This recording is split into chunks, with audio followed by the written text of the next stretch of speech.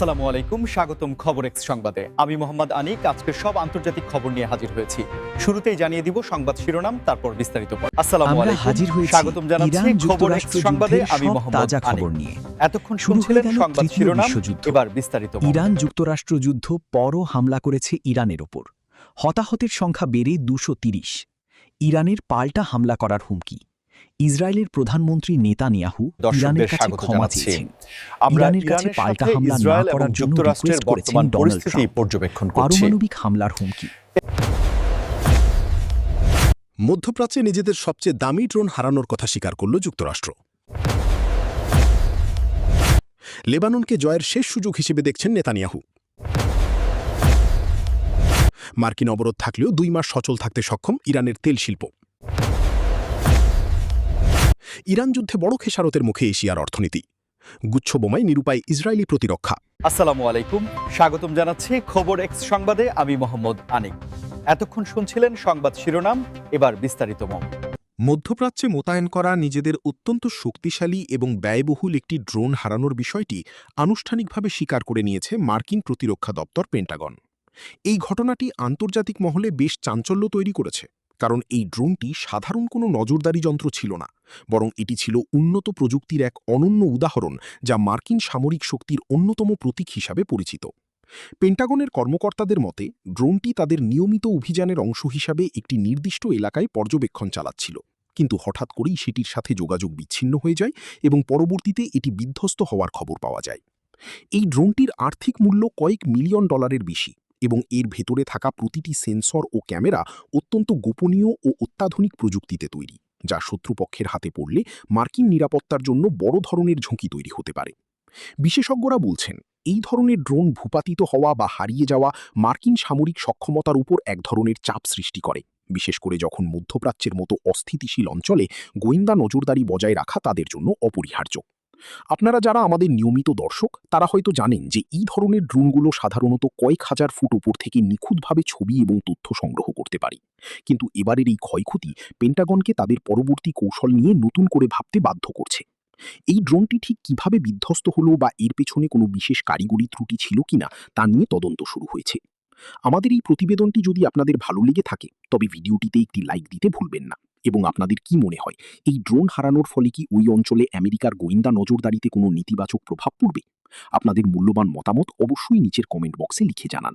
লেবাননের বর্তমান পরিস্থিতি এবং চলমান সংঘাতকে ইসরায়েলি প্রধানমন্ত্রী বেনিয়ামিন নেতানিয়াহু জয়ের জন্য একটি শেষ সুযোগ হিসেবে দেখছেন বলে আন্তর্জাতিক গণমাধ্যমে বিভিন্ন বিশ্লেষণ উঠে আসছে।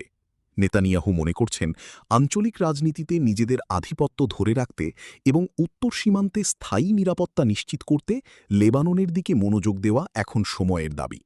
তার মতে, দীর্ঘদিনের এই অস্থিরতা শেষ করার জন্য একটি চূড়ান্ত সামরিক বা কৌশলগত পদক্ষেপ নেওয়া জরুরি হয়ে পড়েছে, যা তিনি তার রাজনৈতিক ক্যারিয়ারের জন্য একটি বড় জয় হিসেবে বিবেচনা করছেন। তবে এই ধরনের মানসিকতা ওই অঞ্চলে নতুন করে উত্তেজনার পারদ বাড়িয়ে দিয়েছে, কারণ লেবানন সীমান্ত বরাবর সাম্প্রতিক সময়ে পাল্টাপাল্টি হামলার ঘটনা অনেক গুণ বেড়ে গেছে। অনেক বিশ্লেষক বলছেন, নেতানিয়াহু তার অভ্যন্তরীণ রাজনৈতিক চাপ কমাতে এবং জনগণের দৃষ্টি অন্যদিকে ঘুরিয়ে দিতে এই সংঘাতকে দীর্ঘস্থায়ী করতে পারেন, যা আসলে পুরো মধ্যপ্রাচ্যের শান্তির জন্য বড় হুমকি। লেবাননের সাধারণ মানুষ এবং অবকাঠামোর ওপর এর প্রভাব অত্যন্ত ভয়াবহ হতে পারে বলে আশঙ্কা করা হচ্ছে এবং আন্তর্জাতিক সম্প্রদায়ের পক্ষ থেকে বারবার সংযম প্রদর্শনের আহ্বান জানানো সত্ত্বেও পরিস্থিতি শান্ত হওয়ার কোনো লক্ষণ দেখা যাচ্ছে না। প্রিয় দর্শক, আপনারা যদি মনে করেন যে যুদ্ধের চেয়ে আলোচনা বা কূটনীতিই শান্তির একমাত্র পথ, তবে এই ভিডিওটি শেয়ার করে জনসচেতনতা তৈরি করুন এবং আমাদের চ্যানেলটি সাবস্ক্রাইব করে এই ধরনের গুরুত্বপূর্ণ বিশ্লেষণের সাথে যুক্ত থাকুন। নেতানিয়াহুর এই কঠোর অবস্থানকে অনেকেই একতরফা সিদ্ধান্ত হিসেবে দেখছেন, যা লেবাননের স্থিতিশীলতাকে পুরোপুরি নষ্ট করে দিতে পারে। অন্যদিকে লেবাননের পক্ষ থেকেও জানানো হয়েছে যে তারা যে কোনো পরিস্থিতির মোকাবিলা করতে প্রস্তুত, যদিও সাধারণ নাগরিকরা যুদ্ধের ভয়াবহতা নিয়ে চরম আতঙ্কে দিন কাটাচ্ছেন। ইরানের তেল শিল্পের ওপর দীর্ঘদিনের মার্কিন অবরোধ এবং কঠোর সব বিধিনিষেধ থাকা সত্ত্বেও দেশটি তাদের জ্বালানি খাতকে সচল রাখতে একটি বিশেষ সক্ষমতা অর্জন করেছে বলে বিভিন্ন অর্থনৈতিক প্রতিবেদনে উঠে এসেছে। জানা গেছে, যদি পরিস্থিতির আরও অবনতি হয় এবং অবরোধের মাত্রা আরও বাড়ানো হয়, তবুও ইরানের তেল শিল্প অন্তত আরও 2 মাস পূর্ণ মাত্রায় সচল থাকতে সক্ষম হবে। এটি সম্ভব হয়েছে কারণ ইরান গত কয়েক বছরে তাদের অভ্যন্তরীণ মজুদ ক্ষমতা বাড়িয়েছে এবং তেল বিক্রির জন্য প্রচলিত ব্যবস্থার বাইরে গিয়ে ভিন্নধর্মী কিছু বাজার ও পদ্ধতি তৈরি করেছে। যদিও মার্কিন নিষেধাজ্ঞার কারণে ইরান বিশ্ববাজারে সরাসরি তেল বিক্রি করতে গিয়ে নানা বাধার সম্মুখীন হয়, তবুও তারা তাদের নিজস্ব কৌশল ব্যবহার করে বিভিন্ন বন্ধু রাষ্ট্রের কাছে জ্বালানি পৌঁছে দিচ্ছে। এই সক্ষমতা ইরানকে অর্থনৈতিকভাবে টিকে থাকার একটি বড় সাহস যোগাচ্ছে এবং এটি আমেরিকার কঠোর নিষেধাজ্ঞার কার্যকারিতা নিয়েও প্রশ্ন তুলছে। অর্থনৈতিক বিশ্লেষকরা বলছেন, ইরান তাদের তেল শোধনাগারগুলোকে এমনভাবে আধুনিকায়ন করেছে যে তারা যে কোনো জরুরি পরিস্থিতিতে দ্রুত মানিয়ে নিতে পারে এবং তাদের এই 2 মাসের সচল থাকার ক্ষমতা মূলত একটি বাফার জোন হিসেবে কাজ করছে। আমাদের ভিডিওগুলো যদি আপনাদের তথ্যবহুল মনে হয়, তবে অবশ্যই সাবস্ক্রাইব বাটনে ক্লিক করবেন এবং বেল আইকনটি বাজিয়ে দেবেন যাতে কোনো আপডেট মিস না হয়। ইরানের এই টিকে থাকার লড়াই মূলত তেলের ওপর নির্ভরশীল দেশটির সামগ্রিক অর্থনীতির জন্য একটি বড় স্বস্তির বিষয়, যদিও সাধারণ মানুষ মুদ্রাস্ফীতির চাপে হিমশিম খাচ্ছে।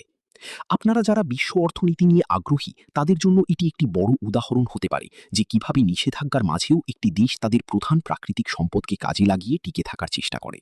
ইরান এবং পার্শ্ববর্তী অঞ্চলগুলোতে যদি কোনো বড় ধরনের যুদ্ধ বা সংঘাত শুরু হয়, তবে তার সবচেয়ে বড় খেসারত দিতে হবে এশিয়ার ক্রমবর্ধমান অর্থনীতিকে।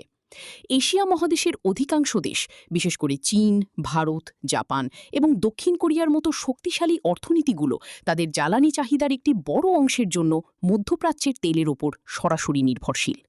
যদি পারস্য উপসাগর বা হরমুজ প্রণালীর মতো গুরুত্বপূর্ণ নৌপথগুলো যুদ্ধের কারণে বন্ধ হয়ে যায়, তবে এশিয়ায় জ্বালানি তেলের সরবরাহ মারাত্মকভাবে ব্যাহত হবে। এর ফলে শুধুমাত্র তেলের দাম বাড়বে না, বরং পরিবহন খরচ বেড়ে যাওয়ায় নিত্য প্রয়োজনীয় জিনিসের দামও সাধারণ মানুষের নাগালের বাইরে চলে যাবে। এশিয়ান স্টক মার্কেট এবং শিল্প উৎপাদন খাত এই সম্ভাব্য যুদ্ধের আশঙ্কায় বেশ নড়বড়ে অবস্থায় রয়েছে, কারণ শক্তি বা পাওয়ার সাপ্লাই ছাড়া শিল্প কারখানা সচল রাখা সম্ভব নয়। অনেক অর্থনীতিবিদ সতর্ক করেছেন যে ইরান যুদ্ধ মানেই হবে এশিয়ায় 1 দশকের অর্থনৈতিক প্রবৃদ্ধির পতন, যা পুনরুদ্ধার করতে বছরের পর বছর সময় লেগে যেতে পারে। এছাড়া এশিয়া থেকে ইউরোপ বা আমেরিকায় পণ্য পাঠানোর রুটগুলো অনিরাপদ হয়ে পড়বে, যার ফলে সামগ্রিক বিশ্ব বাণিজ্যে একটি স্থবিরতা দেখা দেবে। দর্শক বন্ধুগণ, আপনাদের কি মনে হয়, এশিয়ার দেশগুলোর কি বিকল্প জ্বালানি উৎসের উপর এখন থেকেই বেশি জোর দেওয়া উচিত? আপনাদের মতামত আমাদের কমেন্টে জানান। ইসরায়েলি প্রতিরক্ষা ব্যবস্থার সামনে এখন এক নতুন চ্যালেঞ্জ হয়ে দাঁড়িয়েছে গুচ্ছ বোমা বা ক্লাস্টার মিউনিশন, যা তাদের বর্তমান আকাশ প্রতিরক্ষা ব্যবস্থার জন্য বেশ জটিল পরিস্থিতির সৃষ্টি করছে। আমরা জানি যে ইসরায়েলের আয়রন ডোম বা অন্যান্য উন্নত প্রতিরক্ষা সরঞ্জাম রকেট এবং মিসাইল ঠেকাতে বেশ কার্যকর, কিন্তু গুচ্ছ বোমার প্রকৃতি কিছুটা ভিন্ন। এই ধরনের বোমা যখন আকাশ থেকে ছোড়া হয়, তখন এটি মাঝপথে ফেটে গিয়ে অসংখ্য ছোট ছোট বোমায় বা সাবমিউনিশনে বিভক্ত হয়ে বড় একটি এলাকা জুড়ে ছড়িয়ে পড়ে। একসাথে এতগুলো ছোট ছোট লক্ষ্যবস্তু শনাক্ত করা এবং সেগুলো ধ্বংস করা যে কোনো প্রতিরক্ষা সিস্টেমের জন্য প্রায় অসম্ভব হয়ে পড়ে। সাম্প্রতিক বিভিন্ন সামরিক বিশ্লেষণে দেখা গেছে, যদি বড় পরিসরে এই ধরনের হামলা চালানো হয়, তবে ইসরায়েলি প্রতিরক্ষা বাহিনী সেগুলোকে পুরোপুরি প্রতিহত করতে গিয়ে হিমশিম খাবে এবং এতে জানমালের ব্যাপক ক্ষয়ক্ষতির সম্ভাবনা থাকে। এই সীমাবদ্ধতা ইসরায়েলি সামরিক কমান্ডকে নতুন করে তাদের নিরাপত্তা বলয় নিয়ে ভাবতে বাধ্য করছে।